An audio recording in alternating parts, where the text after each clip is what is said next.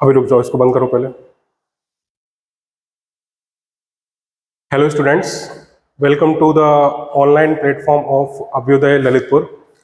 जैसा कि आपको पता है कि अभी जो क्लासेस चल रही हैं वो है इंडियन सोसाइटी पे, salient features of Indian society, जिसके हम 2 लेक्चर्स कंप्लीट कर चुके हैं।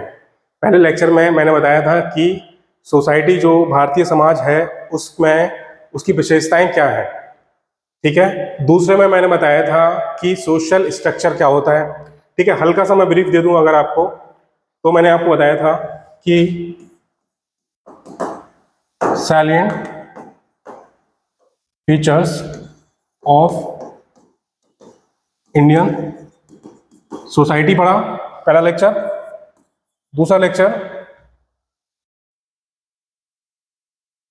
सोशल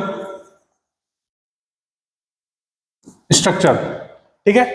इसमें हमने देखा था कि किनशिप सिस्टम क्या होता है, दूसरा फैमिली सिस्टम क्या होता है, ठीक है। फैमिली सिस्टम में हम देख चुके हैं कि जॉइंट फैमिली सिस्टम, ठीक है। बाकी इसके हमने कैरेक्टरिस्टिक्स ये सब हम पढ़ चुके हैं। और लास्ट क्लास में ही मैंने आपको कहा था कि एक आंसर राइटिंग के लिए मैंने एक क्वेश्चन दिया था, शायद आप लोगों ने ट्राई किया हो, तो उसका आंसर कैसे लिखेंगे वो मैं आपको बताने जा रहा हूं, ठीक है। क्वेश्चन था कि the life cycle of a joint family depends on economic factors rather than social values, ठीक है। तो इसका मतलब क्या हुआ, संयुक्त परिवार का जीवन चक्र सामाजिक मूल्यों के बजाय आर्थिक कारकों पर निर्भर करता है, चर्चा कीजिए, ठीक है। तो इसका स्ट्रक्चर कैसे बनेगा, मैंने बताया था लास्ट क्लास में कि किसी भी क्वेश्चन का स्ट्रक्चर हम कैसे फॉर्म करेंगे। क्वेश्चन में सबसे पहले जब आंसर उसका लिखेंगे, सबसे पहले क्या होना चाहिए, इंट्रो होना चाहिए। दूसरा उसकी बॉडी, उसमें क्या लिखा जाएगा। तीसरा कंक्लूजन, ठीक।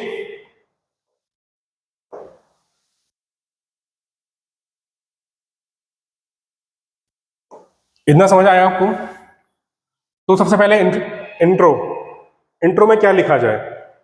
इंट्रो में आप देखिए, आप डिफाइन कीजिए कि ज्वाइंट फैमिली क्या होती है। मैंने आपको बताया था कि ज्वाइंट फैमिली एक वो फैमिली स्ट्रक्चर है या सोशल स्ट्रक्चर है जिसमें कई जनरेशन्स क्या होती हैं, एक साथ रहती हैं। इसके अलावा उनकी जो वेल्थ होती है या फिर जो उनका ऑक्यूपेशन होता है, बिजनेस होता है, वो क्या होता है, एक शेयर्ड होता है।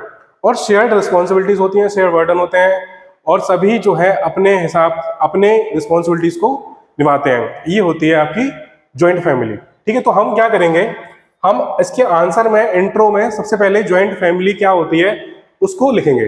तो क्या होती है joint family, one sustained by cultural values and kinship bonds, ठीक है। ये देखिए, इसको आप ऐसे भी लिख सकते हो, ये इंट्रो जो है क्वेश्चन के हिसाब से है। आप चाहो तो ज्वाइंट फैमिली को क्या कर सकते हो, यहां पे ज्वाइंट फैमिली को डिफाइन कर सकते हो कि ज्वाइंट फैमिली क्या होती है, कई जनरेशंस साथ में रहती हैं और शेयर्ड रिस्पॉन्सिबिलिटीज होती हैं।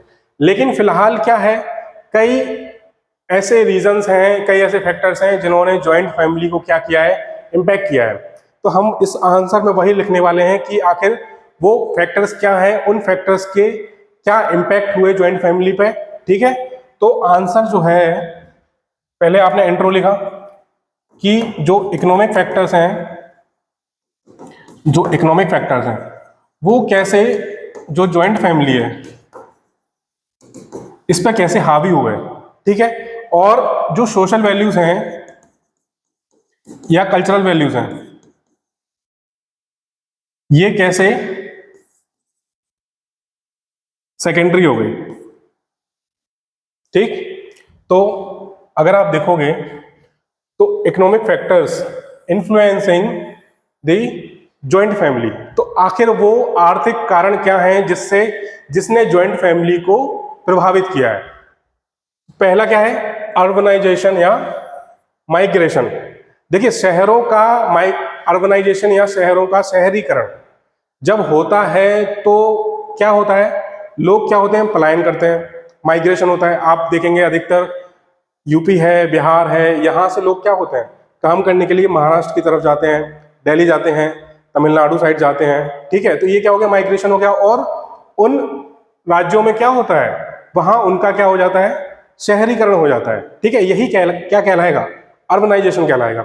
तो फिलहाल भारत में क्या है, 2011 सेंसस अगर देखा जाए तो जो डेटा है वो क्या है, urbanisation grew at 31%। Means India में 2011 सेंसस के हिसाब से अगर देखें तो अर्बनाइजेशन कितना हो गया, 31.1%, जो कि क्या है, बढ़ता जा रहा है। इसका मतलब क्या है, लोग कहाँ मूव कर रहे हैं, लोग शहरों की तरफ मूव कर रहे हैं। क्यों कर रहे हैं, सिंपल सी बात है, देखो लोग शहरों की तरफ क्यों जाते हैं, बेटर जॉब अपॉर्चुनिटीज,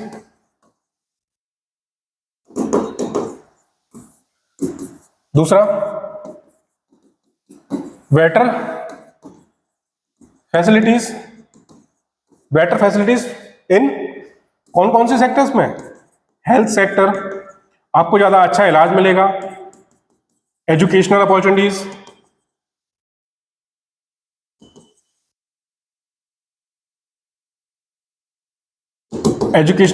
अपॉर्चुनिटीज। ठीक है, इसके अलावा और बेटर स्टैंडर्ड ऑफ लिविंग,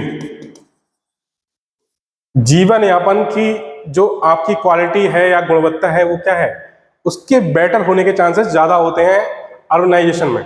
ठीक है, क्योंकि हम क्या करते हैं, शहर की तरफ मूव करते हैं, और इन्हीं सब ये जो एमिनिटीज हैं, ये जो अपॉर्चुनिटीज हैं, वो क्या करती हैं, हमें आकर्षित करती हैं। ये क्या हो गया, इसका पुश पुल फैक्टर हो गया। ठीक है, जब मैं अर्बनाइजेशन आपको पढ़ाऊंगा तो उसमें दो चीजें बताऊंगा, एक होता है पुश फैक्टर और एक होगा पुल फैक्टर। ये सब बाद में डिटेल्स में पढ़ाया जाएगा। तो फिलहाल याद रखिए कि बेटर जॉब अपॉर्चुनिटीज। देखिए अगर घर में मान लीजिए बच्चे हैं, वो एजुकेटेड हैं और जॉब की तलाश में है, तो क्या होगा, अगर वो फैमिली बिजनेस नहीं ऑक्यूपाई कर रहा है, अगर वो बच्चा है वो फैमिली बिजनेस ऑक्यूपाई नहीं कर रहा, तो क्या करेगा, जॉब की तलाश में बाहर जाएगा और मूव करेगा। इससे क्या होगा, जो ज्वाइंट फैमिली है उसका स्ट्रक्चर थोड़ा बदलेगा। अब वो क्या किसकी तरफ जा रही है, जो ज्वाइंट फैमिली पहले थी, वो किसकी तरफ मूव करेगी, न्यूक्लियर फैमिली। ठीक है, यहां अगर 10 लोग थे तो यहां कितने होंगे, मुश्किल से 4 लोग या 2 लोग, 3 लोग। ठीक है, तो जो जनरेशन है वो क्या हो गई, अब थोड़ी शिफ्ट हो गई, अब वो साथ में नहीं रह रही है। तो मेन रीजन जो है न्यूक्लियर फैमिली का, वो फिलहाल क्या है, इकोनॉमिक फैक्टर में भी क्या है, अर्बनाइजेशन, जॉब अपॉर्चुनिटीज या फिर इकोनॉमिक अपॉर्चुनिटीज, जिसकी वजह से लोग क्या कर रहे हैं, मूव कर रहे हैं बाहर की तरफ बेटर अपॉर्चुनिटीज के लिए। तो पहला रीजन क्या हो गया इसका, बेटर जॉब अपॉर्चुनिटीज या फिर अर्बनाइजेशन। ठीक, इसके अलावा देखो जैसे आईटी हब्स, बेंगलोर हो गया, पुणे हो गया, हैदराबाद हो गया, professional preferring nuclear setups due to space and work constants. Means इसका मतलब यह है कि जैसे जैसे अर्बनाइजेशन होगा, शहरों पे क्या होगा, प्रेशर पड़ेगा, दबाव बनेगा, और इतना जितना कि आप बड़ा घर लेने की सोचेंगे तो शायद ना मिले। उसकी वजह से क्या होगा, उसके रेट भी क्या होंगे, जो रियल एस्टेट फैक्टर भी है, रियल एस्टेट फैक्टर, जो प्राइसेस होंगे वो क्या होंगे, हाई होंगे। जाहिर सी बात है, हाई होंगे कि नहीं होंगे, तो घर भी क्या होंगे, छोटे होंगे। तो अपने आप ही वो न्यूक्लियर फैमिली में क्या होते जाएंगे, कन्वर्ट होते जाएंगे। तो और इसके अलावा क्या हो गया, migration of youth from Bihar and Uttar Pradesh to cities like Delhi and Pune for work led to the breakdown of joint families. ठीक है, एक फैक्टर यहां पे अगर आप देखें तो आपको पता चलेगा, migration of youth from Bihar and UP. अब आपको पता होगा कि जो बिहार और यूपी है वो कैसी इकोनॉमी है, बिहार और यूपी जो है उसमें अधिकतर जो परसेंटेज है वर्कफोर्स की, वो किस पर डिपेंड करती है, एग्रीकल्चर पे, ठीक। ग्रेटर देन 40% पॉपुलेशन जो है वो किस पर डिपेंड करती है? एग्रीकल्चर पर डिपेंड करती है। अगर एग्रीकल्चर पर डिपेंड करती है और वो जो उस पीढ़ी का जो अगला है, जो उसके सन हो गए किसान के, जो उसके बच्चे हैं, अगर वो उसको प्रेफर ना करें एग्रीकल्चर को, या फिर उन्होंने एजुकेशन में अपनी जॉब एजुकेशन में अपॉर्चुनिटीज ज़्यादा मिली है उनको, ठीक है, तो वो क्या करेंगे? अपना जीवन और बेहतर करने की कोशिश करेंगे और शहर की तरफ मूव करेंगे। फिलहाल जो है एक रीजन ये भी है। तो एक रीजन क्या हो गया? अर्बनाइजेशन। दूसरा रीजन क्या हो गया? एग्रीकल्चर। तीसरा देखो, rising cost of living, housing prices are making large family homes unaffordable. Means अगर आपको बड़े घर खरीदने हैं तो पैसे भी ज़्यादा पे करने होंगे। फिलहाल जो रियल एस्टेट में प्राइसिंग रेट है, वो प्राइस रेट है वो क्या है? काफ़ी हाई है, ठीक। तो एक रीज़न ये हो गया कि जो इन्फ्लेशन है या फिर जो रेट है वो क्या है? ज़्यादा है। Financial burdens lead to family split. Means sharing business है, अगर बिजनेस शेयर्ड है और रिस्पॉन्सिबिलिटीज ज़्यादा है तो फिर क्या होगा? सब लोग अपना अपना क्या करेंगे? अपनी खुद की जिम्मेदारी उठाना चालू करेंगे। फिर जैसे कि इसको ऐसे समझिए, मान लो शेयर्ड बिजनेस है, मीन्स क्या हो गया? एक शॉप है या एक बिजनेस है और उस पर 2 या 3 लोग डिपेंडेंट हैं। 2 या 3 लोग डिपेंडेंट हैं, मतलब जो वहां से जो उनकी आय का क्या है? साधन है। उनका कोई डाइवर्सिफाइड सोर्स नहीं है इनकम का। उनका एक ही सोर्स ऑफ इनकम क्या है? एक ही है, एक शॉप है। अगर यहाँ जो एक जनरेशन है वो क्या हो गई? एजुकेटेड हो गई, तो वो आगे क्या कर जाएगी? मूव कर जाएगी जॉब अपॉर्चुनिटीज के लिए।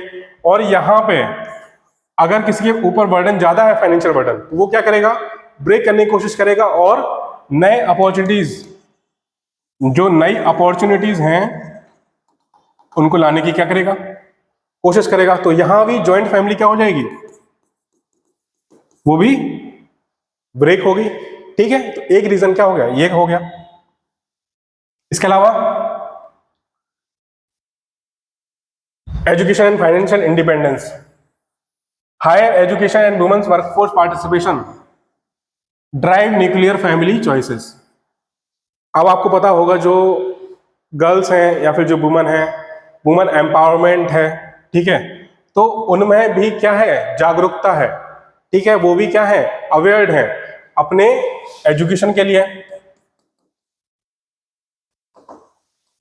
ठीक है। अगर हम देखें LFPR या women labour force participation rate, जो महिलाओं की जो हिस्सेदारी है वर्कफोर्स में, वो कितना हो गया है? 23% से 37%, 2023 में क्या हो गया है? बढ़ गया है।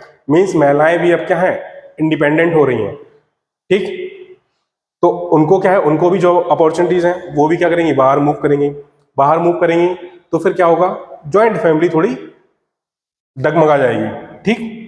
वहां भी क्या है? न्यूक्लियर फैमिली स्टेब्लिश होने लगेगी। एक रीजन ये हो गया। इसके अलावा देखो, सोशल और कल्चरल कंसिडरेशंस, मींस सोशल और जो कल्चरल कंसिडरेशंस हैं या फिर हमारे जो सामाजिक और सांस्कृतिक जो वैल्यूज हैं वो कहाँ कमजोर पड़ रही हैं। सिंपल सी बात है, अगर आप देखेंगे तो क्या है? जनरेशन गैप है, जनरेशन गैप है। रीजन या कहें कॉन्सिक्वेंसेस, इसके कॉन्सिक्वेंसेस क्या है? जो थिंकिंग है या चॉइसेस हैं वो क्या है? वो एक फैमिली में क्या कर सकती हैं? डिफर कर सकती हैं, या कॉन्फ्लिक्ट वाली सिचुएशन भी हो सकती है। सिनेरियो, ठीक है। तो थिंकिंग चॉइसेस अलग हो सकती हैं। और इसके अलावा क्या हो गया? प्राइवेसी, प्राइवेसी हो गया, कॉन्फ्लिक्ट सिनेरियो हो गए। ये सारे के सारे क्या हैं? ये सारे के सारे क्या हैं? ये एक तरह से कॉन्फ्लिक्ट पैदा करते हैं ज्वाइंट फैमिली में, ठीक है। जिसकी वजह से अब जो लोग हैं वो क्या प्रेफर करते हैं? न्यूक्लियर फैमिलीज प्रेफर करते हैं। और आपको पता भी होगा कि TFR total fertility rate India में क्या हो गया है 2.0। मीन्स लोग क्या है, लोग अब बच्चे भी कम प्रिफर कर रहे हैं। ठीक है, क्यों? सिंपल सी रीजन है। इसका रीजन क्या है? इन्फ्लेशन। एक तो इन्फ्लेशन हो गया, महंगाई, दूसरा बर्डन, तीसरा जो वुमन है वो खुद ही इंडिपेंडेंट है। अगर आप देखेंगे तो वुमन भी क्या है, सेल्फ डिपेंडेंट। मीन्स दोनों तरफ क्या है, जॉब है, तो रिस्पॉन्सिबिलिटी कौन लेगा, ये भी बात है। ठीक, तो एक रीजन ये हो सकता है कि जो चिल्ड्रन है, लोग क्या कर रहे हैं, कम प्रेफर कर रहे हैं और इन्वेस्ट कहाँ कर रहे हैं ज्यादा, हाउसिंग में।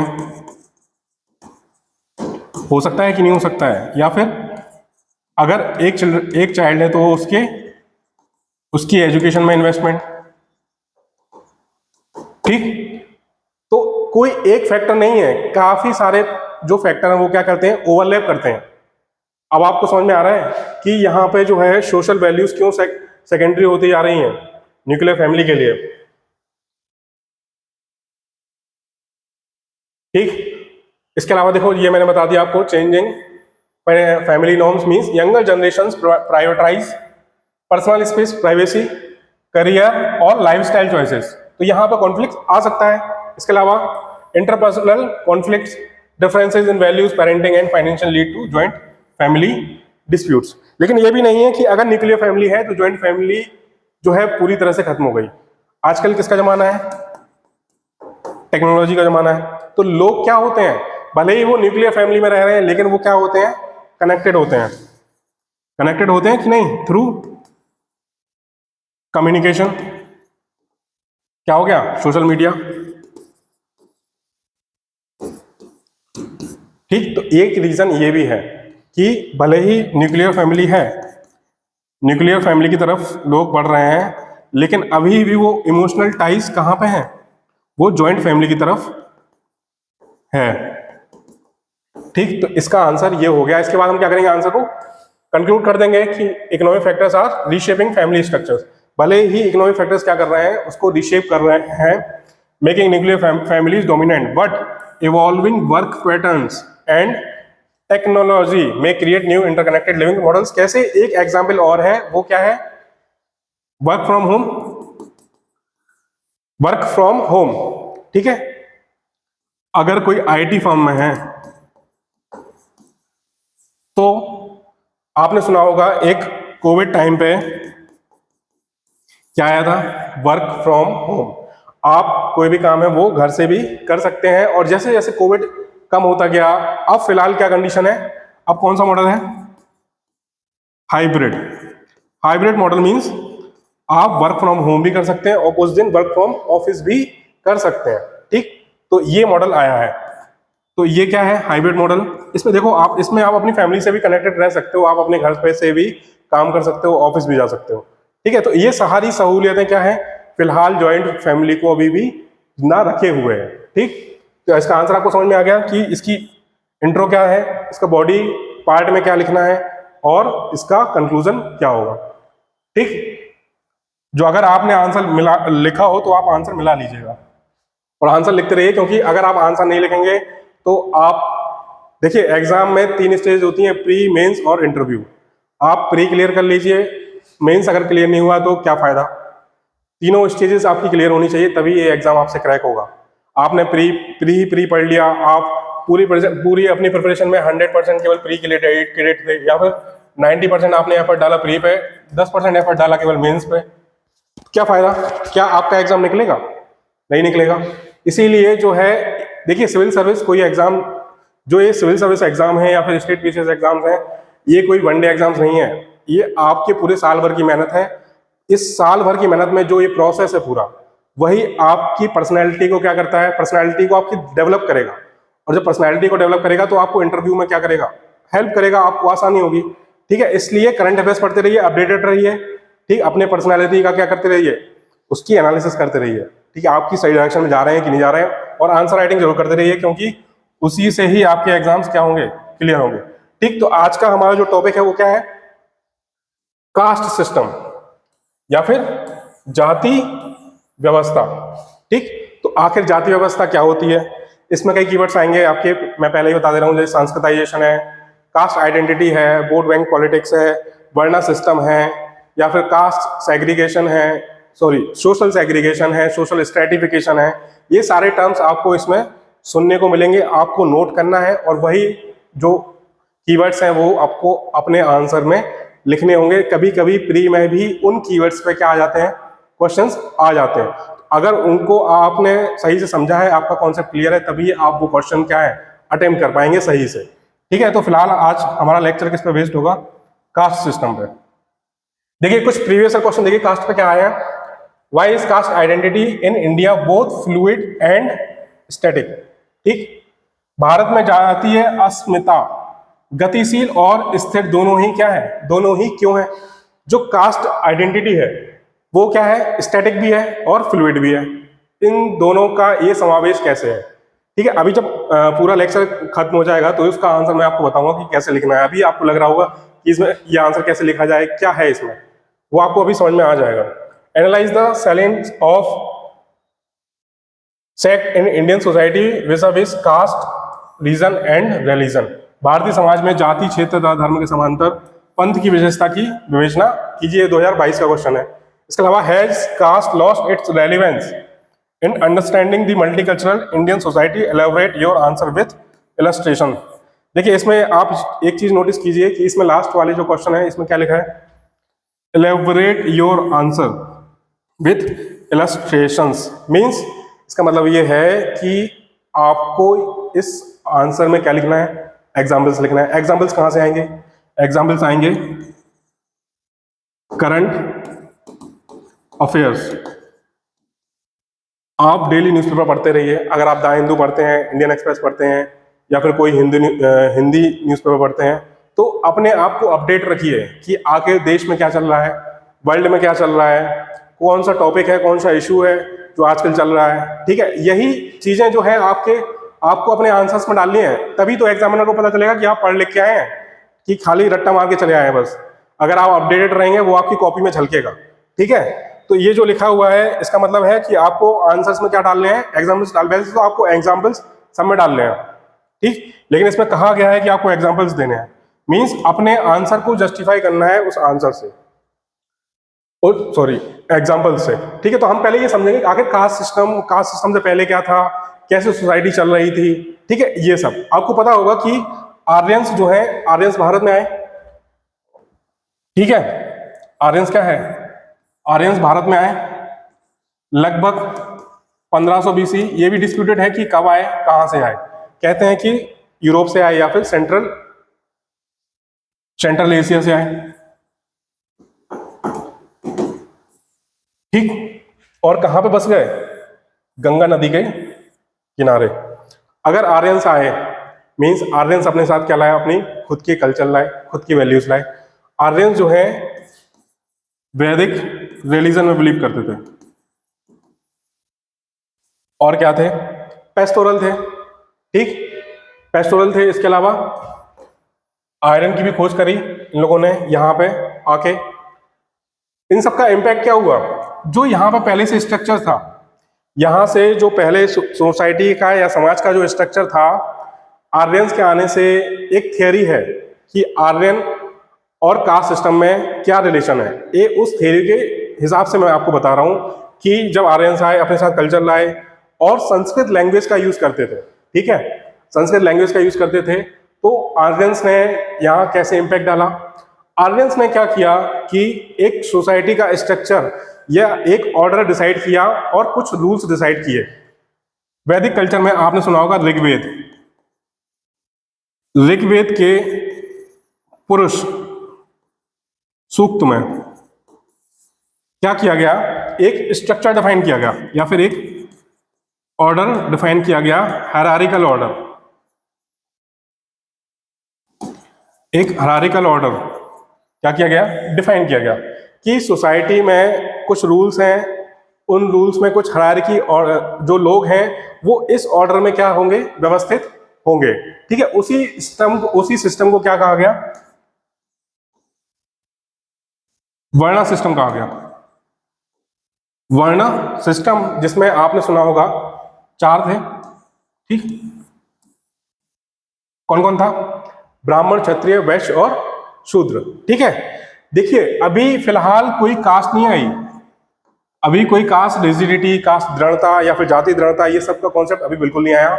अभी फिलहाल जो वैदिक पीरियड है या ऋग्वैदिक पीरियड है, उसमें क्या हुआ, उसमें आर्यंस ने क्या किया, एक सोसाइटी का स्ट्रक्चर तय किया, एक ऑर्डर तय किया, जिसमें ये कहा गया कि ये ऑर्डर होगा, लोग इसमें व्यवस्थित होंगे, अपने ऑक्यूपेशन, अपनी जो उनका व्यवसाय होगा या फिर बेस्ड ऑन मेरिट या फिर काबिलियत के हिसाब से वो सोसाइटी में क्या होंगे, व्यवस्थित होंगे एक हायरार्किकल ऑर्डर में, या फिर क्या कहते हैं उसको हिंदी में, पदानुक्रम, ठीक है। तो ये एक स्ट्रक्चर किसने दिया? आर्यंस ने एक एस्टेब्लिश किया वैदिक कल्चर में। अब इसके बाद क्या आया? इसके बाद क्या आया? लेटर वैदिक पीरियड। लेटर वैदिक पीरियड में धर्मसूत्र और धर्मशास्त्र, धर्मसूत्र और धर्मशास्त्र। देखिए वैदिक कल्चर, ये मैंने आपको बता दिया, वैदिक पीरियड जो है 4 फोल्ड वर्णा सिस्टम मींस एक 4 स्तरीय एक वर्णा सिस्टम को स्टैब्लिश किया गया। इसके बाद लेटर वैदिक पीरियड जो 1000 से 600 BC तक माना जाता है, इसमें क्या हुआ? इसमें धर्मशास्त्र और धर्मसूत्र जो ग्रंथ हैं, इसमें क्या हुआ? Reinforce the caste based hierarchy means इनमें अब क्या आ गई? एक जातीय पदानुक्रम आ गया, ठीक है, कि अब जो लोग हैं वो एक कास्ट में क्या होंगे? व्यवस्थित होंगे, उसके सिस्टम में व्यवस्थित होंगे, जो उसकी व्यवस्था होगी। यहीं से क्या हुआ? जाति, इमरजेंस ऑफ जाति मींस जाति का उद्गम हुआ। अब जाति का मतलब क्या होता है? जाति का मतलब क्या होता है? जाति जो है, जाति कहां से ली गई है? जाति ली गई है जन। जाति जो वर्ड है वो कहां से लिया गया है? जन। जो जाति वर्ड है वो कहां से लिया गया है? जन से लिया गया है, जन। इसका मतलब होता है बर्थ। मींस पहले जो वर्ण सिस्टम था वो आपके ऑक्यूपेशन या आपका जो व्यवसाय है या फिर आपकी काबिलियत के हिसाब से आप उसमें क्या कर सकते हैं? मूव कर सकते थे। तो आपके व्यवसाय से तय होता था कि आप किस स्ट्रक्चर में रहेंगे। लेकिन जाति व्यवस्था जब आई, उसने क्या तय कर दिया कि आपका व्यवसाय जो है वो किससे तय होगा? आपकी जाति से तय होगा। मींस कास्ट क्या गई? एट बर्थ जो आपका ऑक्यूपेशन है वो आपकी जाति डिसाइड करेगी। तो जन्म से ही आपकी क्या हो गई? जाति डिसाइड हो गई। आपका जो व्यवसाय होगा वो क्या डिसाइड हो गया? वो भी आपके जो जाति है वही स्टार्टिंग से जो आपके जिस जाति में आपका जन्म हुआ उसी से ही आपका व्यवसाय तय हो गया। अब आप दोनों में अंतर देखिए, कितना डिफरेंस आ गया वैदिक में और लेटर वैदिक में। दोनों में अंतर यह आया कि पहले क्या था? वर्ण सिस्टम था। पहले क्या था? वर्ण सिस्टम था। और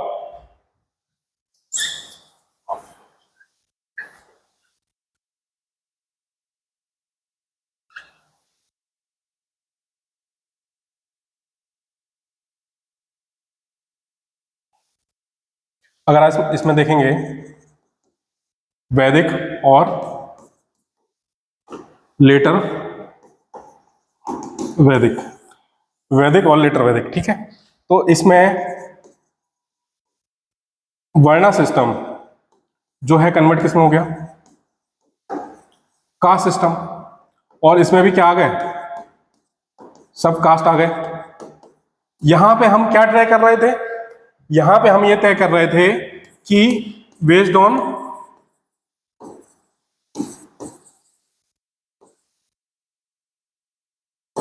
ऑक्यूपेशन, आपके व्यवसाय से ही आपकी जाति तय होगी, मींस आपका वर्ण तय होगा। और यहां पर कास्ट सिस्टम में क्या हो गया? By birth, by birth. अगर आप जो है मेरिटोरियस हैं, मींस आप में काबिलियत है, तो वर्ण सिस्टम में आप क्या है, ऊपर हायरार्की में ऊपर भी मूव कर सकते हैं। इसी को क्या बोला गया, सोशल मोबिलिटी। मींस वर्ण सिस्टम में ऋग्वैदिक टाइम में क्या थी, सोशल मोबिलिटी थी। ठीक है, कुछ हद तक सोशल मोबिलिटी थी, लोग जो है ऊपर अपने ऊपर हायरार्की में जा सकते थे। लेकिन जैसे ही वो कास्ट सिस्टम में आई, वो क्या हो गई, वो सोशल रिजिडिटी या फिर सामाजिक दृढ़ता में बदल गई। मींस जो व्यक्ति जिस अपने, अगर किसी व्यक्ति ने जन्म लिया है, जिस जाति में उसने जन्म लिया है, वो क्या है, वो उसी जाति में ही रहेगा और वही उसका क्या होगा, व्यवसाय होगा। मींस उसके जन्म लेते ही उसकी जाति और उसका व्यवसाय क्या हो गया, तय हो गया। ये हो गया क्या, कास्ट सिस्टम। तो अब आपने देखा कि लेटर वैदिक और वैदिक, वैदिक से लेटर वैदिक आने में कितना सारा चेंज हो गया, जाति का उदय हुआ। इसके अलावा देखिए मनुस्मृति आपने सुनी होगी। मनुस्मृति में क्या है, इस कास्ट सिस्टम को क्या किया गया, जस्टिफाई किया गया और कुछ रूल्स बनाए गए कि कास्ट, अगर जाति में कुछ रूल्स ये बनाए गए कि कुछ लोग जो हैं जाति में किनको क्या क्या रूल्स फॉलो करने हैं, कौन क्या कर सकता है, कौन क्या नहीं कर सकता, किस पे क्या सैंक्शन लगे हुए हैं, किस पे क्या बंदिशें हैं, किसको क्या करने से रोका गया है। ये सारे रूल्स किसमें बनाए गए, मनुस्मृति में। ठीक है, रूल्स इंक्लूडिंग स्ट्रिक्ट अनटचेबिलिटी, या जो छूत जो आपकी अनटचेबिलिटी है। ठीक है, इसके बारे में क्या कहा गया, ये सब अभी हम आगे पढ़ेंगे। इसके अलावा आया जब गुप्ता पीरियड आया, गुप्ता पीरियड में कास्ट सिस्टम मोर रिजिड। रिजिड मतलब वो जो है एस्टेब्लिश है, वही क्या है, वही चला आ रहा। मींस इसका मतलब ये है कि आप जो है मूव नहीं कर सकते ऊपर हायरार्की में। तो ये सिस्टम क्या हो गया, और दृढ़ हो गया, लोग और मानने लगे। ठीक है, इसके अलावा देखिए greater restrictions on Shudras and untouchables, ये अभी टर्म आगे बताई जाएगी। इसके अलावा मेडिवल पीरियड में क्या हुआ, caste system remain influential. Means यहाँ भी उसका प्रभाव देखा गया। कॉलोनियल मींस जब ब्रिटिशर्स आए तो उन्होंने क्या किया, कास्ट को कोडिफाई किया, कास्ट सेंसस कराए और पता लगाया कि आखिर किस जाति के कितने कितने लोग हैं। तो कास्ट सेंसस हुआ, सोशल सेग्रीगेशन हुआ, सोशल सेग्रीगेशन आगे बताया जाएगा।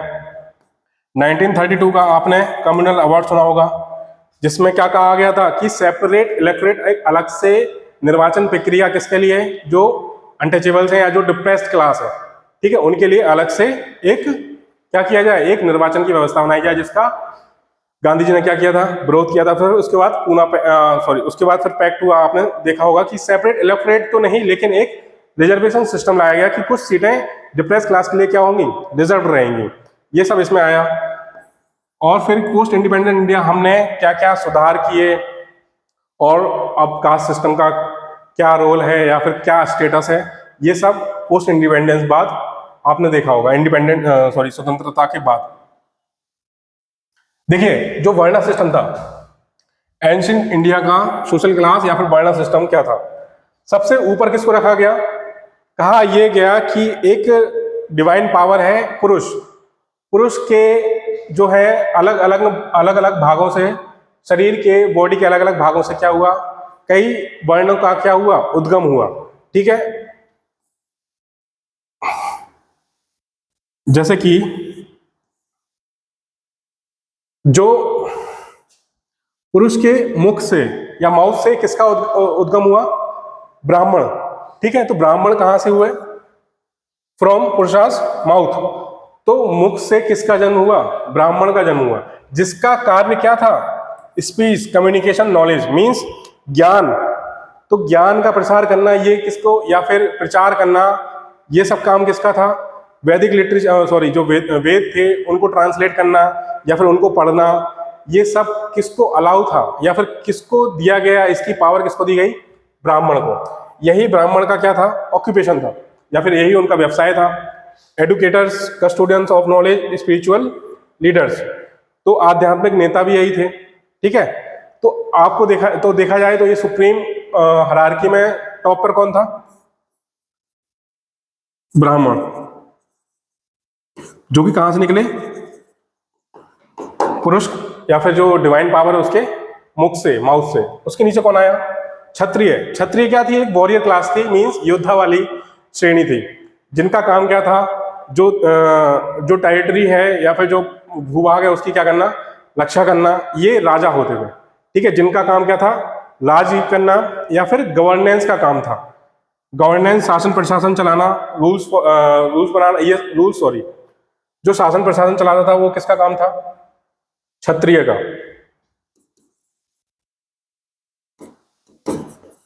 क्षत्रिय जो कि कहां से निकले, पुरुष के आर्म्स से, भुजाओं से। तो पुरुष की भुजाओं से कौन निकला, क्षत्रिय। ठीक है, सिंबोलिज्म क्या था इनका, स्ट्रेंथ, पावर और प्रोटेक्शन। जैसे कि प्रोटेक्टर्स हो गए, एडमिनिस्ट्रेटर्स हो गए और जजेस हो गए। मींस प्रशासन, शासक हो गया, राजा हो गया, या फिर कोई न्यायाधीश है, न्याय देने वाला हो गया। तो ये सारे के सारे कौन थे, क्षत्रिय क्लास थी। इसके अलावा कौन है, वैश्य। वैश्य का क्या काम था, वैश्य कहां से निकले, वैश्य का उद्गम हुआ कहां से, थाइज। तो जांघों से किसका उद्गम हुआ, वैश्य का। ठीक है, इनका क्या सिंबोलिज्म था, स्टेबिलिटी, सस्टेनेंस, मोबिलिटी। इसको अगर आप सिंपल भाषा में समझें तो ये क्या थे, एक तरह से जो व्यापारी जो क्लास थी, व्यापारिक श्रेणी थी, एग्रीकल्चरिस्ट हो गए, किसान हो गए, ये सारे के सारे, या फिर कोई व्यापारी हो गया, ये सब बिजनेस ओनर्स हो गए, व्यवसायिक जो मालिक थे, वो सब कौन थे, ये सब कौन थे, वैश्य। ठीक, इनका उद्गम कहां से हुआ, थाइस। इसके नीचे किसको रखा गया, शूद्र को। शूद्र, शूद्र कौन कहलाए, शूद्र वो है जो पुरुष के पैरों से निकले। ठीक है, फ्रॉम फीट। तो पुरुष के फीट से किसका उद्गम हुआ, शूद्र का। जो कामगार हैं या फिर जो आर्टिसंस हैं, इन सबको कहाँ रखा गया, शूद्र की क्लास में रखा गया।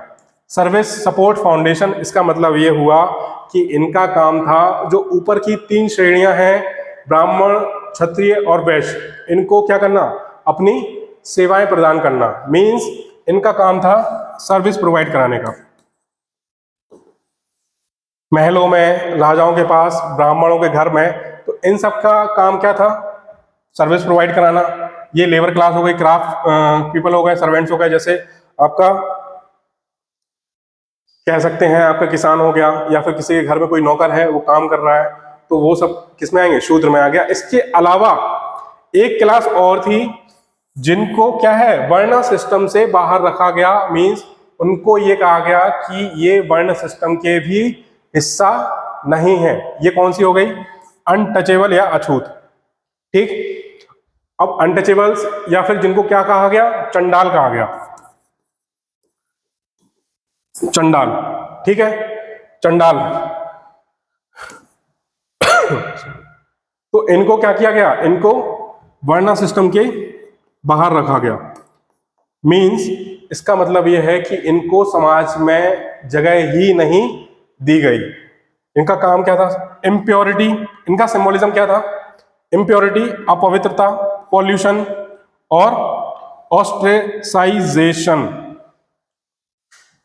अगर पॉल्यूशन की बात करी जाए, इसका मतलब क्या हो गया कि वर्ण सिस्टम में ये डिसाइड किया गया कि क्या चीज पवित्र है, क्या चीज अपवित्र है। मीन्स हमें क्या खाना है, क्या पहनना है, क्या ओढ़ना है, हमें कैसे रहना है, किन चीजों का सेवन नहीं करना है। तो ये चीज डिसाइड करेगी पवित्रता और अपवित्रता। तो यहीं पे कॉन्सेप्ट किसका आया, यहीं पे एक कॉन्सेप्ट आया, प्योरिटी एंड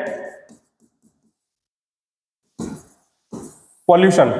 मींस वर्ण सिस्टम में ये कहा गया कि प्योरिटी और पॉल्यूशन के हिसाब से जो अनटचेबल्स हैं उनको वर्ण सिस्टम में जगह नहीं दी जानी चाहिए, और जगह नहीं दी गई।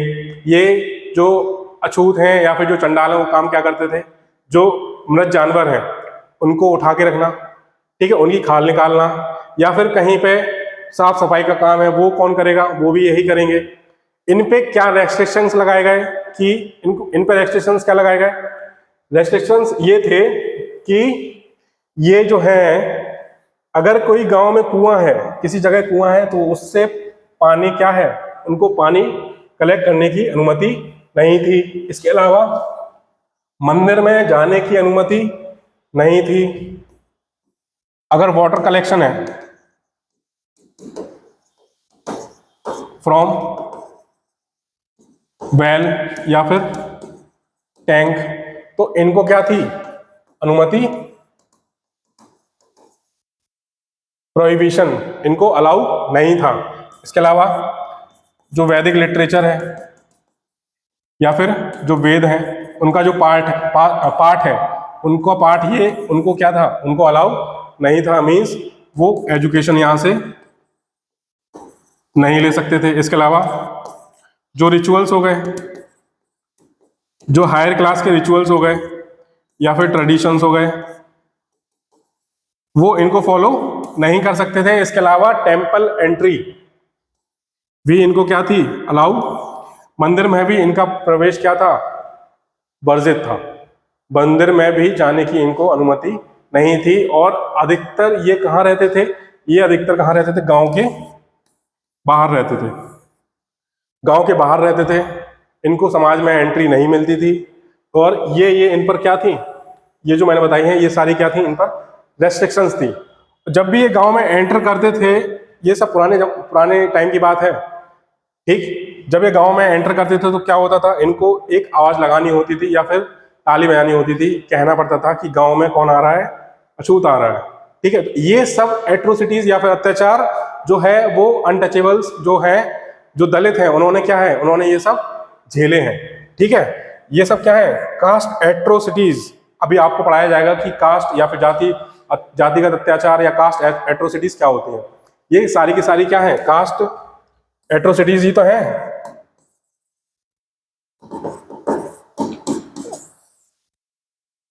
ठीक, इतना समझ में आया कि अनटचेबल्स पे क्या क्या रेस्ट्रिक्शंस थे। सोशल स्ट्रक्चर जो हिरार्की ऑर्डर था कास्ट का, वो क्या था, ठीक। अब देखिए आखिर कास्ट सिस्टम होती क्या है, हम कैसे डिफाइन करेंगे कि कास्ट सिस्टम है क्या, ठीक। तो एक जातिगत व्यवस्था या फिर कास्ट सिस्टम क्या है, caste system is a hierarchical, याद रखिए एक कीवर्ड आ गया, कीवर्ड पे फोकस करते रहिए, हायरार्किकल। दूसरा क्या है, सोशल स्ट्रेटिफिकेशन या सोशल सेग्रीगेशन,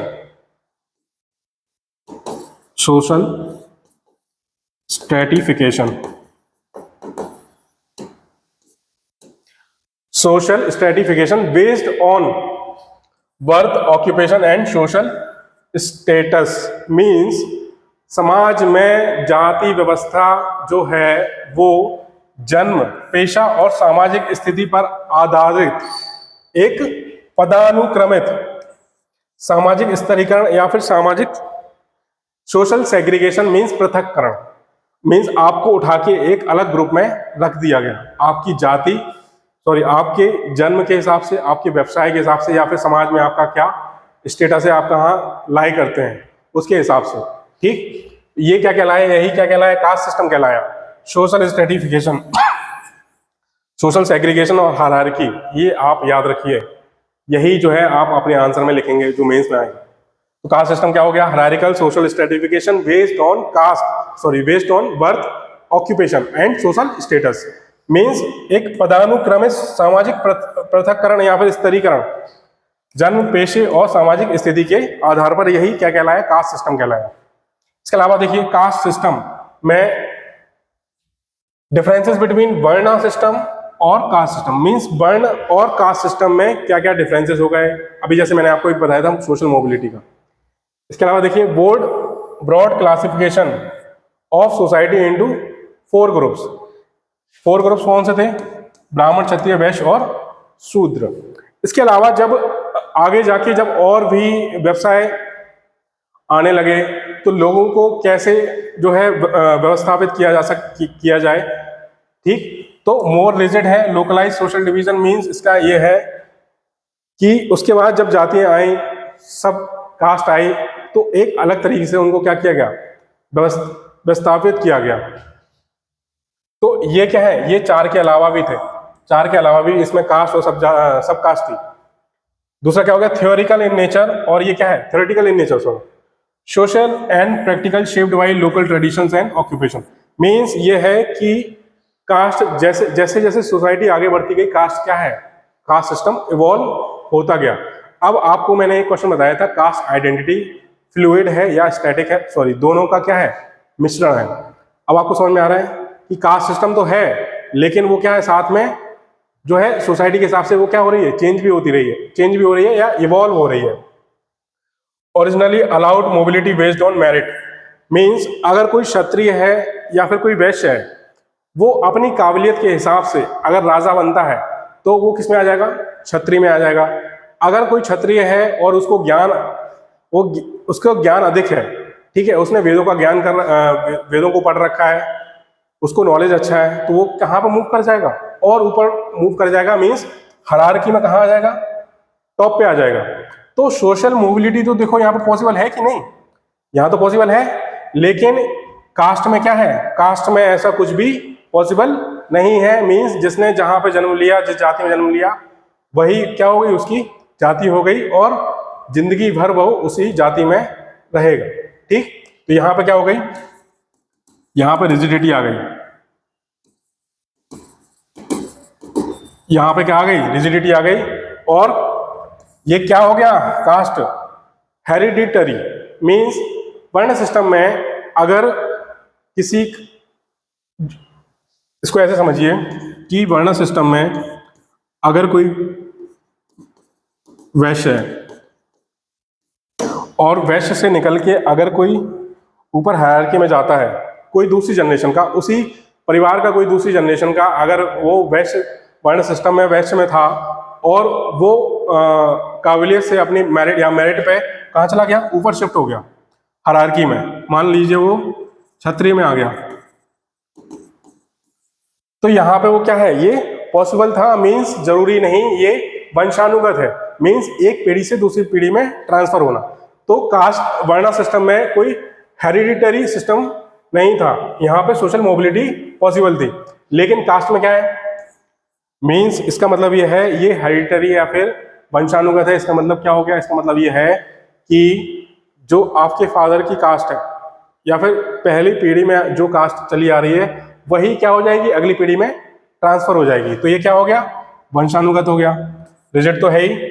और रेस्ट्रिक्टिंग सोशल मोबिलिटी, देखिए यहाँ पे सोशल मोबिलिटी पॉसिबल तो है, लेकिन उसके क्या है, चांसेस बहुत ही कम है, मिनिमम चांसेस है। तो जो जिस जाति का है वो उसी जाति में ही रहेगा। इसके अलावा focused on division of labour, जो यहाँ पे जो वैदिक कल्चर सॉरी जो वर्णा सिस्टम आया, उसका मेन मोटिव था कि लोगों के व्यवसाय के हिसाब से उनको एक श्रेणीबद्ध कर देना, बस, और कुछ नहीं। लेकिन जब कास्ट आया तो ये क्या हो गया, मोर रेस्ट्रिक्टेड हो गया। मीन्स इसने क्या किए, इसने रूल्स डिसाइड कर दिए, फूड पे, क्लोथिंग पे, उसके रहने खाने पे, या उनके मंदिर पे, उनकी शिक्षा पे कि उनको अलाउ है या नहीं है। तो ये सारे के सारे रूल क्या हो गए, यहाँ पे स्टेब्लिश कर दिए गए। उनके मैरिज सिस्टम पे कि आखिर जो मैरिज होगी या फिर जो शादी विवाह होंगे वो कैसे होंगे, उनका क्या नियम है। मीन्स हमने आपको बताया था कि मैंने आपको दो चीजें बताई थी, एक बताई थी एंडोगेमी और एक्सोगेमी। ये दोनों क्या थे, एक था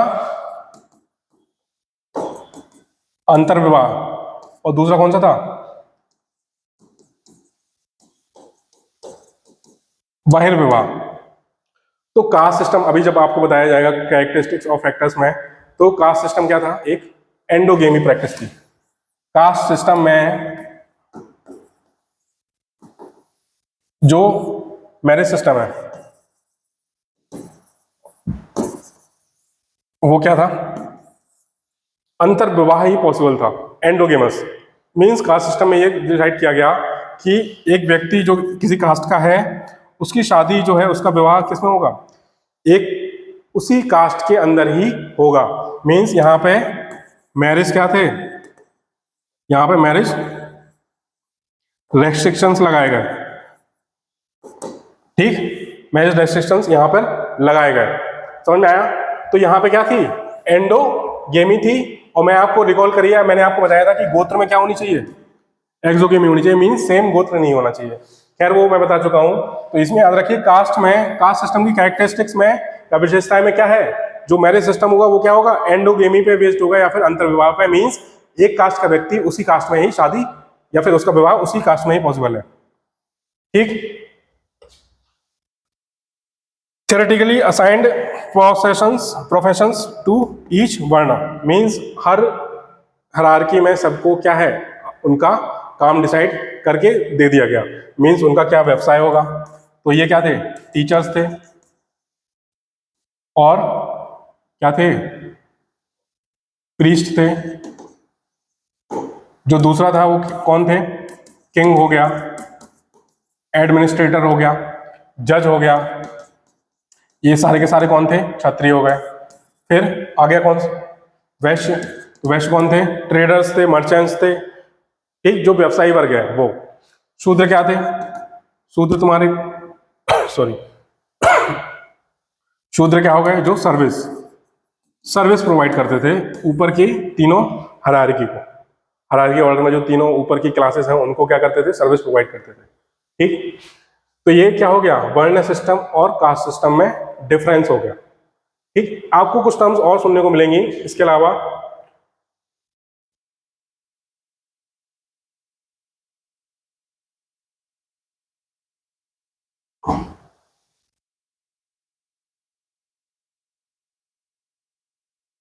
इसके अलावा जो टर्म्स है वो है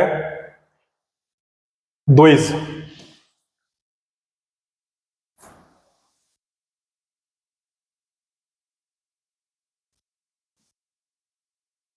ठीक, ये हो गया ब्राह्मण,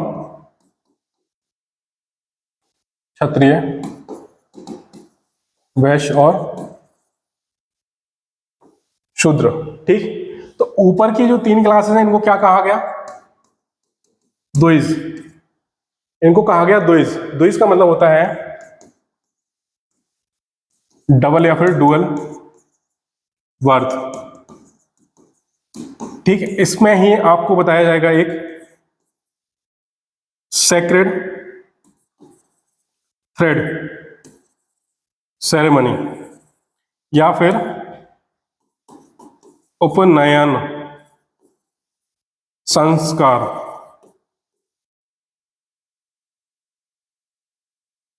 उपनयन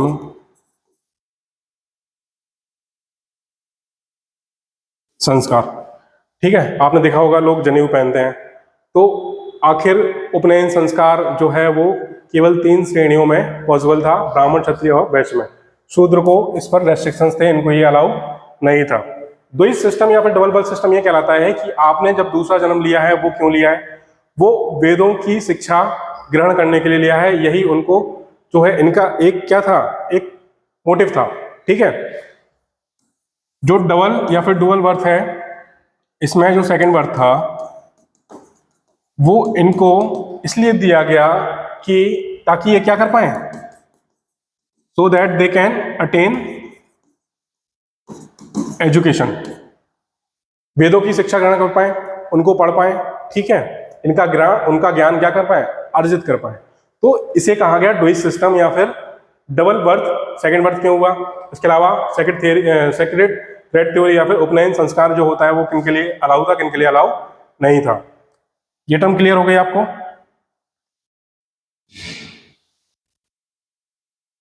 इसके बाद देखिए features of the caste system, जो जाति व्यवस्था है आखिर उनकी क्या फीचर्स हैं, उसके क्या पहलू हैं। ठीक है, इसको देखिए। पहला क्या है, हायरार्किकल डिवीजन, श्रेणीबद्ध विभाजन। ये अभी आपको मैंने बताया कि जो कास्ट सिस्टम है, कास्ट सिस्टम में डिसाइड किया गया कि अपर कास्ट और लोअर कास्ट, लोगों को किस में डिवाइड किया गया, कास्ट के हायरार्की सिस्टम में। हायरार्की सिस्टम में मींस जो है लोगों को कैसे श्रेणीबद्ध किया जाएगा, उनके जन्म के आधार पर, उनके व्यवसाय के आधार पर और सोशल स्टेटस पे। तो पहली फीचर्स क्या हो गई, hierarchical division means top to sorry, hierarchical system means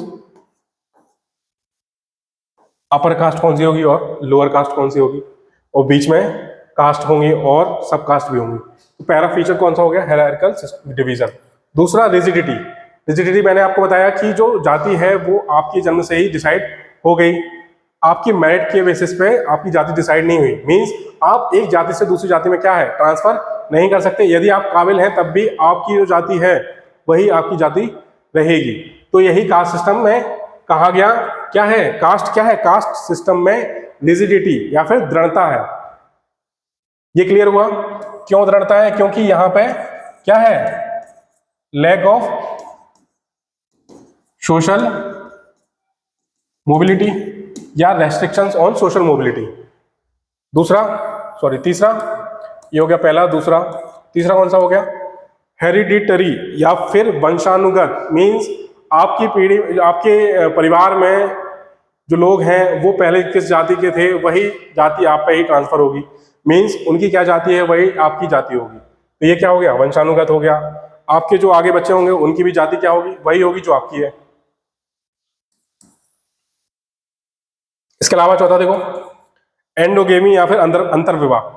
means cast में, कास्ट सिस्टम में जाति क्या होगा कि अगर किसी व्यक्ति का विवाह हो रहा है तो वो विवाह उसी जाति में होगा। मींस एक जाति के लोग उसी जाति में ही विवाह कर पाएंगे। यहां पे अंतर जातीय विवाह या फिर इंटरकास्ट मैरिजेस, इंटरकास्ट मैरिजेस,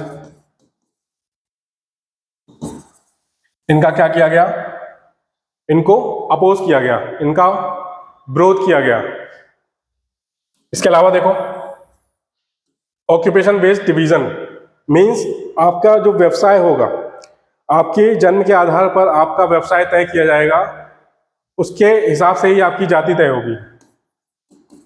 तो यहां पर क्या हो गया, ऑक्यूपेशन बेस्ड डिवीजन हो गया। इसके अलावा सोशल रेस्ट्रिक्शंस। मींस एक व्यक्ति अगर किसी लोअर कास्ट का है, अगर वो जाति व्यवस्था में नीचे आता है तो उस पर क्या क्या रेस्ट्रिक्शंस है। मींस वो किसी को पानी पिला सकता है या नहीं, वो किसी से पानी पी सकता है या नहीं, फूड वो किसी को खाना परोस सकता है या नहीं परोस सकता है।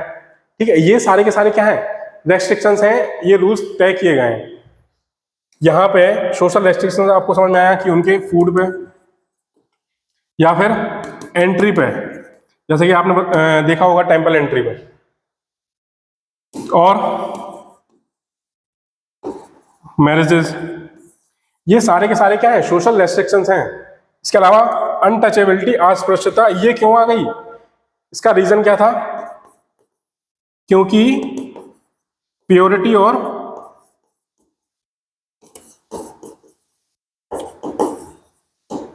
पॉल्यूशन का कॉन्सेप्ट दिया गया।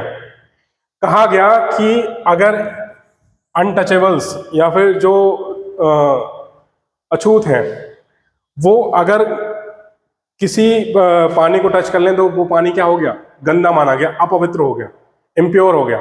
इसलिए उनको क्या किया गया, उनको रेस्ट्रिक्ट किया गया, उन पर प्रतिबंध लगाए गए कि वो किसी गांव में कोई अगर जलाशय है, कोई कुआं है, उस पर क्या है, उन पर उनका पानी यूज नहीं कर सकते, क्योंकि अगर उन्होंने वो पानी छू लिया तो वो क्या होगा, अपवित्र हो गया। ठीक है, तो यही रीजन था कि अनटचेबिलिटी या अस्पृश्यता क्या आ गई, समाज में आ गई। ठीक, इसके अलावा देखो रिलीजियस सैंक्शंस, ये मैंने आपको बताया अभी कि कुछ रिचुअल्स थे, कुछ रिचुअल्स थे और टेंपल वर्शिप हो गई, मंदिरों में पूजा करना, ये सब क्या हो गए, इन सब पे भी रेस्ट्रिक्शंस लगाए गए कि जो अनटचेबल्स हैं उनको ये सब अलाउ नहीं किया जाएगा। तो ये कास्ट सिस्टम में क्या हो गए, ये सारे फीचर्स हो गए।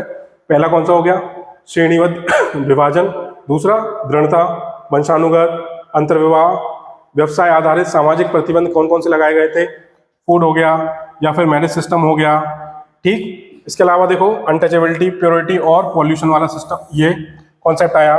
और रिलीजियस रेस्ट्रिक्शंस या फिर रिचुअल्स और जो टेंपल वर्शिप था इन पर प्रतिबंध लगाए गए। तो इतना समझ में आया, ये सारे के सारे क्या थे, कास्ट सिस्टम के फीचर्स थे। इसके अलावा देखिए आप factors affecting the changes in caste system. Means अब कौन कौन से ऐसे फैक्टर्स हैं जो कि कास्ट सिस्टम को प्रभावित कर रहे हैं? क्या कास्ट सिस्टम खत्म हो रहा है? क्या वो बाकी में रिजिड बाकी में रिजिड है, या फिर उसकी रिजिडिटी क्या है, या फिर जो दृढ़ता है वो क्या होती जा रही है? कम होती जा रही है। ये हमें इसमें देखना है। फिलहाल जो है कॉन्स्टिट्यूशन में क्या प्रावधान किए गए हैं, सरकार क्या स्टेप ले रही है, जो अर्बनाइजेशन है या ग्लोबलाइजेशन है उसका क्या इम्पैक्ट पड़ रहा है, टेक्नोलॉजी का कास्ट सिस्टम पे क्या इम्पैक्ट पड़ रहा है, हमारे यहाँ की जो राजनीति है उसमें कास्ट का क्या रोल है, ये सारे के सारे क्या है? फैक्टर्स हैं जो कि कास्ट सिस्टम को क्या कर रहे हैं? चेंज कर रहे हैं। तो पहला कौन सा है? Constitutional and legal measures. देखिए, अनटचेबिलिटी जो है वो क्या है? असंवैधानिक है, अमानवीय है, इनह्यूमन प्रैक्टिस है। जो अनटचेबिलिटी है,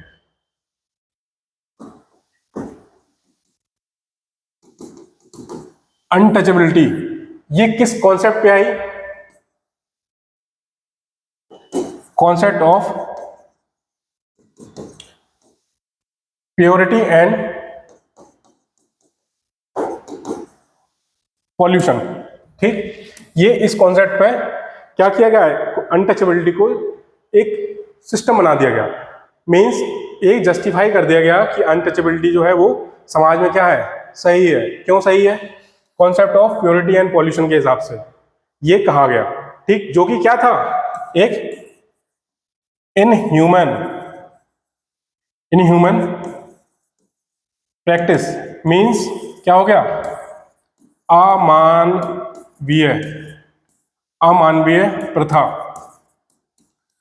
अमानवीय प्रथा हो गई। ठीक, वाकई में क्या थी? एक अमानवीय प्रथा थी और अमानवीय प्रथा है। अनटचेबिलिटी फॉलो नहीं होनी चाहिए किसी भी सूरत में। ठीक है, इसके अलावा जब हमने कॉन्स्टिट्यूशन में रिकॉग्नाइज किया, जब हमने अपने संविधान में 1950 में ये कहा, किसके तहत? आर्टिकल 17 क्या कहता है? Prohibition of untouchability in any form. Means किसी भी सूरत में जो अनटचेबिलिटी है वो प्रैक्टिस नहीं होनी चाहिए। अगर हुई तो क्या है? लीगल प्रोविजंस है। मीन्स स्ट्रिक्ट एक्शंस लिए जाएंगे उसके अगेंस्ट, हैवी पेनल्टी है, पनिशमेंट है, जेल हो सकती है। ये सारे के सारे क्लॉज डाले गए। मीन्स इसको एक लीगल बैकअप दिया गया आर्टिकल 17 को। आर्टिकल 17 को क्या किया गया? एक फिर बाद में लीगल फ्रेमवर्क दिया गया। किसके तहत? Untouchability offence, untouchability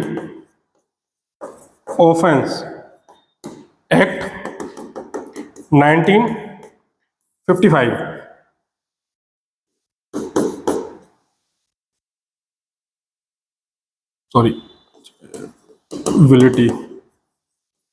untouchability offence act 1955। इसमें क्या कहा गया कि अगर कोई व्यक्ति अनटचेबिलिटी फॉलो करता है या फिर ऐसा करने की कोशिश करता है, मीन्स इसका मतलब ये होगा किसी को, कोई अगर कोई कुएं का पानी यूज कर रहा है, कोई किसी शॉप पे जा रहा है, उसको वहां से रोका गया, कोई सामान खरीद रहा है, उसको वहां से ये कह के भगा दिया गया कि तुम क्या हो?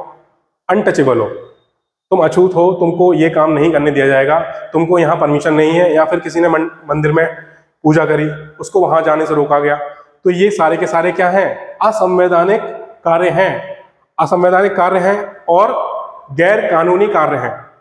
ठीक, तो ये सब ने क्या किया? एक प्रोटेक्शन प्रोवाइड किया।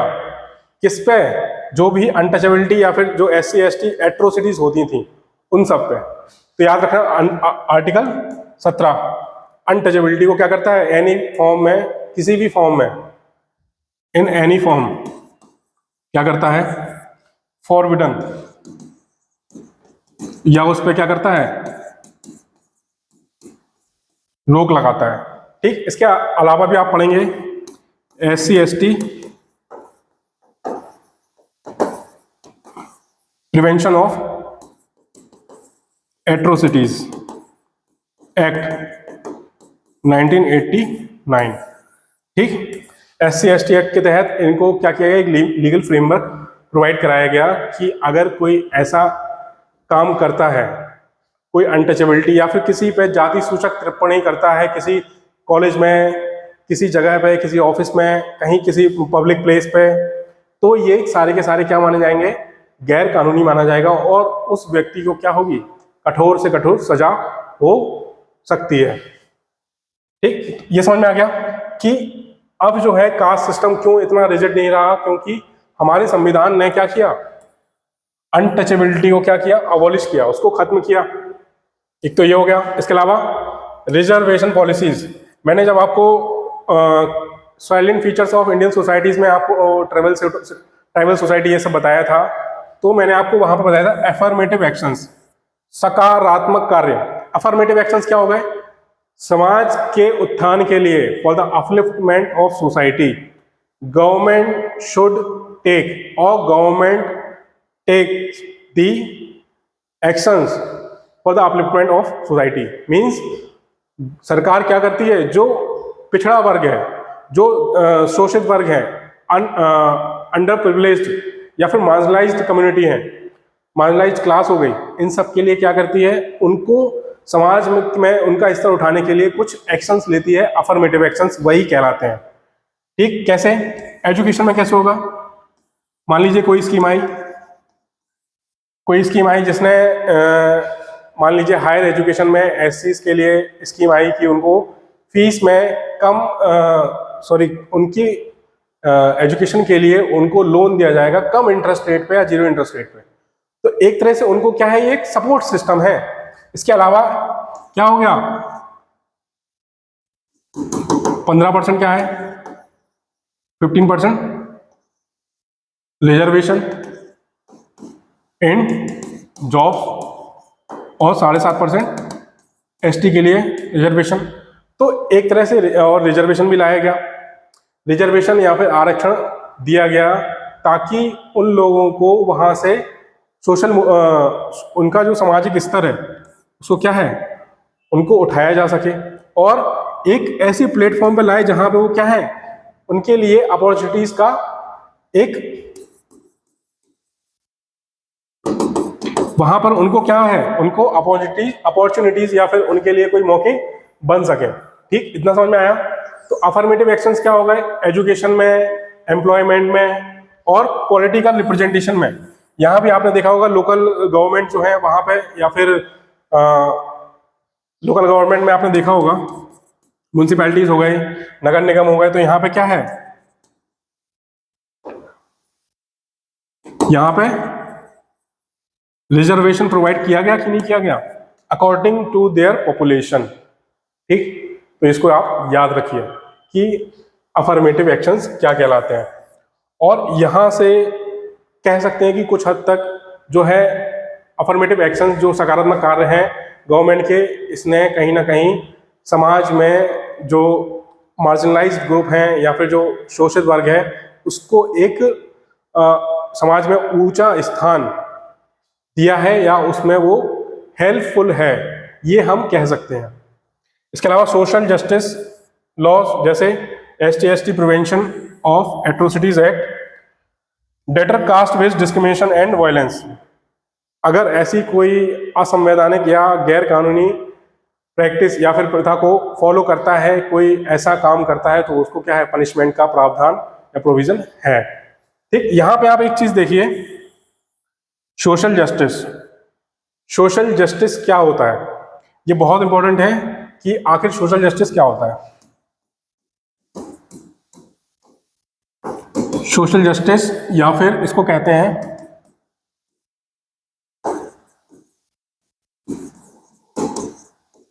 सामाजिक न्याय। मीन्स समाज में एक ऐसी स्थिति पैदा करना जहां पे क्या हो, fair and equitable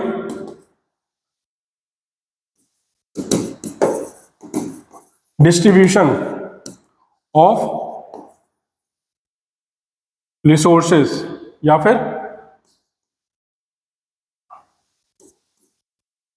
opportunities.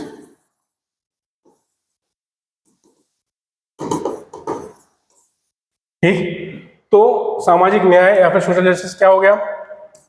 Fair and equitable means एक समानता के बेसिस पे, जहां किसी को भी क्या है असमान ना समझा जाए, किसी को ये ना समझा जाए कि वो नीचे आता है ये ऊपर आता है। मीन्स एक सोसाइटी या एक समाज की स्थापना करना on the basis of equality, या फिर समानता की बेसिस पे सोसाइटी का क्या करना, सोसाइटी को एस्टेब्लिश करना, इक्वालिटी या फिर समानता। ठीक। तो इसके बेसिस पे सोसाइटी को एस्टेब्लिश करना, जहां पे जो रिसोर्सेस हैं, मीन्स अगर मैं आपसे कहूँ ये एक कुआ है और इसका पानी केवल इन लोगों के लिए है, इनके लिए नहीं है, तो ये क्या हो गया, उसका बंटवारा हो गया। ठीक। उस पर रेस्ट्रिक्शंस लगा दी और ये कहा गया कि ये इनका लाभ केवल इनको मिल सकता है, इनको नहीं मिल सकता। तो ये क्या, ये समानता हुई? नहीं हुई। समानता क्या होगी? अगर उस कुएं का पानी क्या कहा जाए, सभी के लिए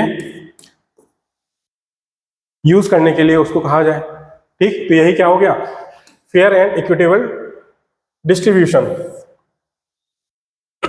ऑफ रिसोर्सेज एंड अपॉर्चुनिटीज, ताकि क्या हो, समाज में क्या आए, डिग्निटी। ठीक। समाज में क्या रहे, डिग्निटी रहे, और लोगों को क्या मिले, अपॉर्चुनिटीज मिले, अवसर मिले, किसके लिए, टू डेवलप देमसेल्व्स, खुद को डेवलप करने के लिए क्या मिले, अवसर मिले या अपॉर्चुनिटीज मिले। ठीक। यही क्या कहलाएगा, सोशल जस्टिस। देखिए आप, इतने सारे में कितने सारे कीवर्ड्स आ गए, डिग्निटी हो गया, इक्वालिटी हो गया, फेयर एंड इक्विटेबल डिस्ट्रीब्यूशन हो गया, किसका, रिसोर्सेज का या अपॉर्चुनिटीज का, किसके लिए, खुद के डेवलपमेंट के लिए। तो इससे होगा क्या, जो समाज में इनइक्वालिटी होगी वो क्या होगी, कम होगी। अगर इनइक्वालिटी कम होगी तो प्रोस्पेरिटी क्या होगी, लोगों में प्रोस्पेरिटी आएगी, और क्या आएगी, समानता आएगी। और जहां इक्वालिटी आती है वहां पे, देखिए अंबेडकर की बात आपने अगर पढ़ी होगी, डॉक्टर अंबेडकर की, तो उन्होंने क्या कहा था, इक्वालिटी लिबर्टी, ये कोई दोनों अलग अलग चीजें नहीं है। इक्वालिटी और लिबर्टी दोनों साथ साथ चलती हैं, और दोनों एक दूसरे का क्या करती हैं, दोनों एक दूसरे की हेल्प करती हैं। They are complementary to each other. आप एक को हटा के दूसरे को अलग से नहीं पढ़ सकते। जहां अगर इक्वालिटी है और लिबर्टी नहीं है, ठीक, तो वहां पर क्या होगा, वहां पर टैलेंट माना जाएगा। और जहां पर लिबर्टी है और इक्वालिटी नहीं है, वहां पर क्या होगा, वहां पर डिस्क्रिमिनेशन होगा। ठीक है। ये क्वेश्चन आपका आ चुका है प्री में। अभी जो मैंने बोला है आपको, ये क्या है, ये प्री में आ चुका है कि इक्वालिटी और लिबर्टी जो है वो क्या है, एक दूसरे के कॉम्प्लीमेंट्री है, एक दूसरे को अपोज नहीं करते हैं।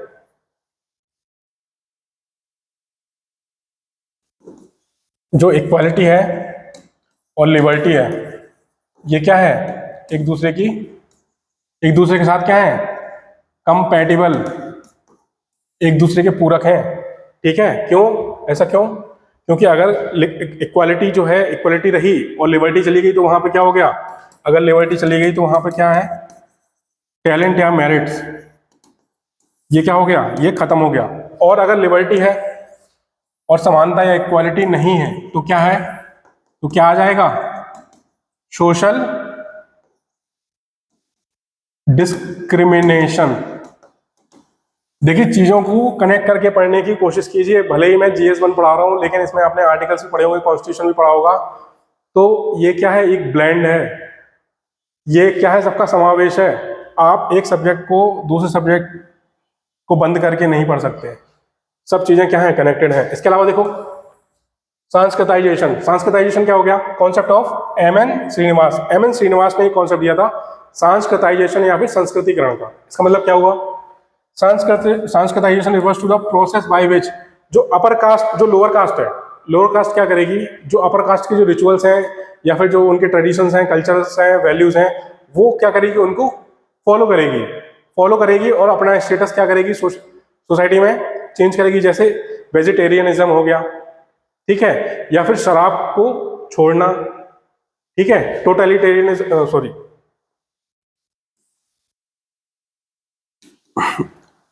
एक तो मैंने आपको बताया जो वहां के ट्रेडिशंस हैं या जो उनके रिचुअल्स हैं, ठीक, समाज को छोड़ना उसको क्या कहते हैं, टीटोलर। ये क्या होती है, ये हो गया शराब का सेवन ना करना, या फिर वेजिटेरियनिज्म हो गया।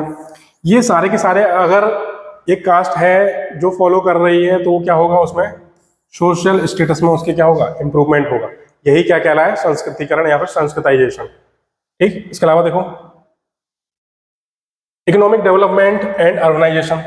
देखिए जब आप कहीं पे जॉब लेने जाते हैं, अगर वो कंपनी जो है, फिलहाल तो कंपनियों में क्या है, on the basis of your skills या फिर आपके पास क्या टैलेंट है, आपके पास क्या एजुकेशन है, कंपनी क्या करती है, उसके बेसिस पे ही आपको क्या करती है, जॉब देती है। जो गवर्नमेंट वैकेंसीज निकलती हैं, क्या आपसे उसके ये पूछा जाता है कि अगर आप इस कास्ट के हैं तो आप इस फॉर्म को फिल नहीं कर सकते क्योंकि ये कास्ट यहाँ पे प्रोहिबिटेड है, आप उस पर रोक लगा रखी है? ऐसा तो कहीं नहीं है। यही तो हमारा आर्टिकल क्या है, आर्टिकल 14, आर्टिकल 15, और ये क्या कहते हैं, क्या होगी, राइट टू इक्वालिटी। ठीक, आर्टिकल 15 क्या कहलाता है, प्रिवेंशन ऑफ डिस्क्रिमिनेशन या prohibition of discrimination on the basis of caste, religion, place of birth etcetera. ठीक, तो आर्टिकल 14 और आर्टिकल 15 क्या कहलाते हैं, यही तो कहते हैं कि हमारे जो शिक्षा है और रोजगार है वहां पे कोई भी जातिगत भेदभाव नहीं होगा। फिलहाल जो है वो किसकी कदर होती है, टैलेंट की कदर होती है। जिसके पास स्किल है उसके पास जॉब में भी वो उसी को प्रेफर किया जाएगा, ना कि कास्ट बेसिस पे।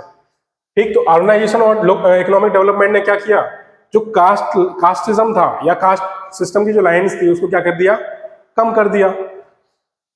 ठीक, वीकन्स कास्ट टाइज, समझ में आ रहा है? इसके अलावा देखो ग्लोबलाइजेशन ने क्या किया, एक देश को दूसरे देश से कनेक्ट किया, मतलब हम अपना हमारा जो देश है वो पूरे वर्ल्ड से कनेक्टेड है। तो उसमें अगर कोई बाहर की कंपनी है तो वो अगर वो यहाँ पर रोजगार प्रोवाइड कर रही है, एम्प्लॉयमेंट प्रोवाइड कर रही है, तो वो ये थोड़ी ना देखेगी कि आपकी जाति क्या है। तो एक तरह से ओपन मार्केट है, पूरा ओपन मार्केट है, तो क्या है, ओपन अपॉर्चुनिटीज भी होंगी, यहाँ पर आपकी जाति थोड़ी ना देखी जाएगी। तो ये क्या हो गया, कास्ट सिस्टम एक तरह से क्या हो रहा है, यहाँ पे ब्लर हो गया है पूरा, हो गया कि नहीं हो गया? तो इसने क्या किया, कास्ट सिस्टम को इफेक्ट किया है। इसके अलावा पॉलिटिकल मोबिलाइजेशन, आपने देखा होगा कि कास्ट बेस्ड पॉलिटिक्स में कई पार्टियां हैं, वो क्या है, जातिगत पार्टियां हैं, मींस जाति के आधार पर ही बनी है। जैसे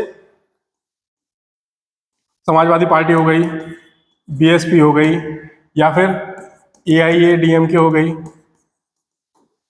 बिहार में आरजेडी हो गया, ठीक है, लोक जनशक्ति पार्टी हो गई एलजेपी, या फिर अपना दल। इन सब का क्या है, अपना अपना एक वोट बैंक है कि एक पर्टिकुलर जाति के लिए जो है ये पार्टियां क्या है, उनको अट्रैक्ट करने की कोशिश करती हैं। ठीक है, तो ये क्या हो गई, एक वोट बैंक पॉलिटिक्स हो गई on the basis of caste lines. ठीक, तो ये समझ में आया।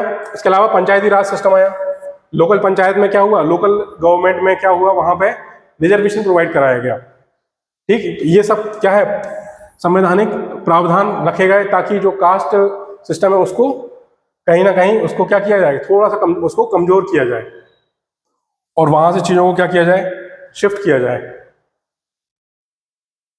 इसके अलावा religious and cultural transformation, marginalised groups convert to escape caste biases. Means जब आपने देखा कि हिंदुइज्म में स्टार्टिंग में जब काफी सारी कास्ट सिस्टम में कई सारी एट्रोसिटीज होने लगी या फिर कई सारे रेस्ट्रिक्शन होने लगे, उस टाइम ही क्या हुआ, बुद्धिज्म और जैनिज्म का उद्गम हुआ और लोगों ने क्या किया, ये धर्म अपनाए, जहां पर उनको क्या मिली, स्वतंत्रता मिली।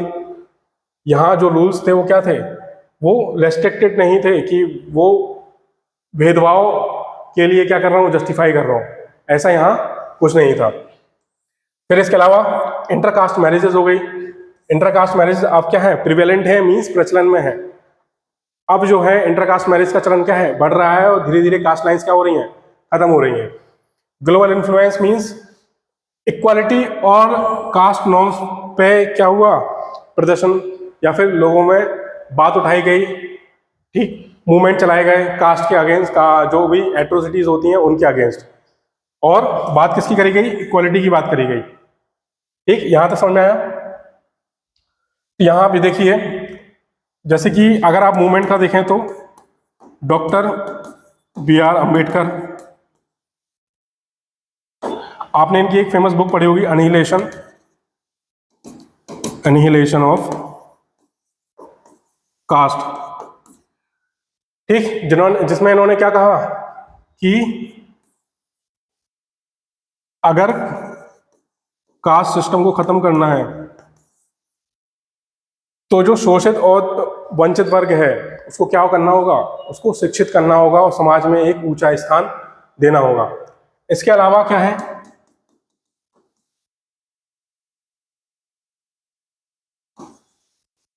पेरियार का नाम सुना होगा आपने, पेरियार, रामास्वामी पेरियार। इन्होंने क्या किया था, सेल्फ रिस्पेक्ट मूवमेंट, इस मूवमेंट को उन्होंने चलाया तो क्या हुआ, टेम्पल एंट्री मूवमेंट। जो ब्राह्मण्स का जो डोमिनेंस था उसको खत्म करने की कोशिश की इस मूवमेंट ने, ठीक है, और आवाज उठाई कि समाज में जो सोशल स्ट्रेटिफिकेशन है, जो सेग्रीगेशन या पृथक्करण जो चल रहा है, वो क्या है, वो जस्टिफाई नहीं है, वो न्याय संगत नहीं है। तो इन्होंने क्या किया, टेम्पल एंट्री मूवमेंट चलाया। इसके अलावा वुमेन के लिए कई काम किए। समझ में आ रहा है, तो काफी सारे, इसके अलावा आपके ज्योतिबा फुले हो गए,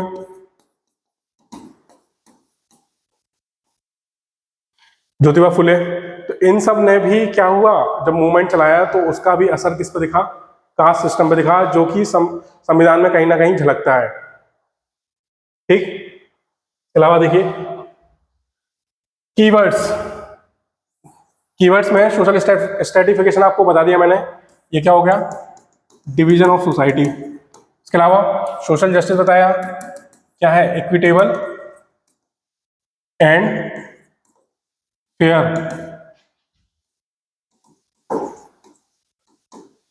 डिस्ट्रीब्यूशन ऑफ रिसोर्सेस।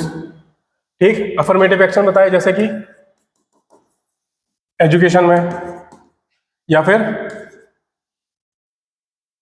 रिप्रेजेंटेशन में,